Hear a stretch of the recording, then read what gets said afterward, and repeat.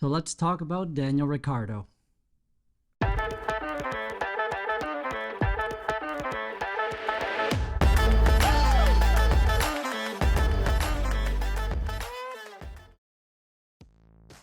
Daniel has seen himself with some amazing teams during his F1 career. He made his debut at the 2011 British Grand Prix with HRT as part of a deal with Red Bull Racing, for whom he was test driving under its sister team, Toro Rosso. He joined Toro Rosso in 2012 as a full-time driver after the team changed its driver lineup. In 2014, Daniel was promoted to Red Bull to replace Mark Webber, where he would be driving alongside multiple world champion Sebastian Vettel. In his 12 seasons as a Formula One driver, the 33-year-old has seen himself at the highest of the stands with 8 wins in his career, 32 podiums, and 3 poles. Now, some of the race wins include the 2018 in Monaco and the 2021 in Monza.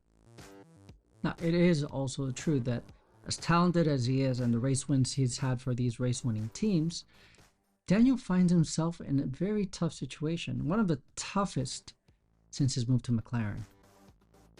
Lots of questions arise about where he currently sits in the much talented pool of drivers in Formula One, as you have from the likes of Verstappen, Leclerc, Russell, Norris, as well as Sainz. He very much has the potential, as he has proven before, but if put in equal machinery, probably would have his hands full. Now, at the same time, we need to remind ourselves that Daniel is one of 20 Formula One drivers, okay, which is considered to be the pinnacle of motorsports. It's not a small feat. The question still remains as to what will happen with Daniel Ricciardo. Let's first look at the seats that are available in 2023 and 2024. So, as we look at the 2023 driver lineup, we see that Alfa Romeo, Alpine, Haas, Williams, and AlphaTauri do have all available seats for next year. Now, do I think Daniel can turn it around in the last 9 races and convince Zak Brown that he was the right choice? No, I don't think so. Not for the lack of trying, but because of time and because the availability of Oscar Piastri. Now, since the Oscar Piastri fiasco has still not been clarified, as it will potentially be going to the High Court to rule over the apparent debate on Oscar's right to have looked elsewhere, it is possible that his agreement will force him to stay in Alpine till 2023. Or not. So what about Daniel? Now, looking at all the teams with all the available seats, I think Alpine is the best choice for Daniel because they do have a 100 race plan.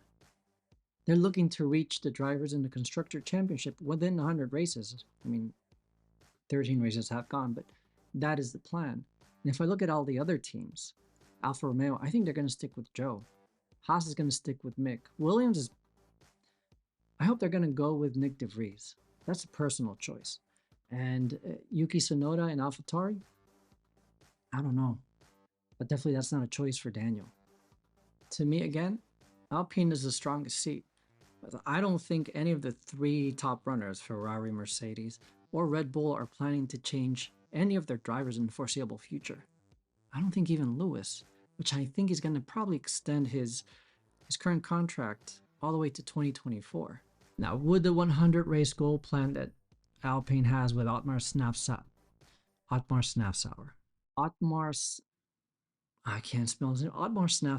anyways, would the 100 race goal plan for Alpine and Otmar potentially lead to what they were looking for to be in the Constructors and in the Drivers' Championship?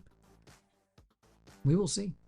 The one thing we know for sure is that whatever decision Daniel makes, he's going to try to prove to him and to everybody else that he is still a top driver in Formula One. Now let me know in the comment section if you believe Daniel's going to choose to stay or to go. If you have any other suggestions for the channel, please leave a comment. Also, like and subscribe.